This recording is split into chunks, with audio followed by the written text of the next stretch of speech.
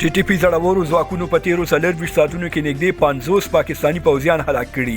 د خیبر پختونخوا او بلوچستان ایالتونو کې طالبانو په بیلابیلو عملیاتو کې لسګونه پاکستاني پوځیان هلاک کړي. جزئیات همدلته وګورئ او افغان میډیا چینل سبسکرایب کړئ. په خیبر پختونخوا او بلوچستان صوبو کې ټي ټي پي ډلې پر پاکستاني پوځیانو لسګونه لوی او واړه بریدونه کړي چې په ترڅ کې نږدې 50 مرتد پوځیانو ته مرجوب لاوښتې ده.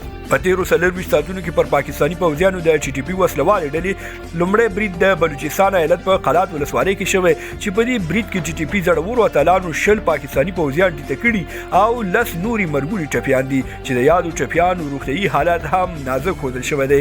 په دې برید کې ټي ټي پي زړورو اتلانو د یاد پوځ یو شمېر سپکې او درنې وسلې هم له ځانه سره وړي دي. همداراز ټي ټي پي ډلې په تیرو 24 ساعتونو کې نږدې 10 پاکستاني پوځیان پولیس افسران او د اف سي عسکر په هدفي بریدونو کې وژلي او د یادو ټولو پوځي غړو وسلې او مهمات له ځانه سره وړي دي. دریم برید د کوهاټ ولایت په ټلو ولسوالۍ کې شوی. په دې تعرضي برید کې 14 پوځیانو ته مرجوب لاوښتې ده چې لیزري عملیات هم ورسره موجود وو. په دې برید کې د ټي ټي پي ډلې د پاکستاني پوځ یوه پوسته هم سقوط کړې ده. څلورم برید د دیره اسماعیل خان ولایت په درابن ولسوالۍ کې شوی چې پکې څلور لیبي سرتیر وژل شوي دي.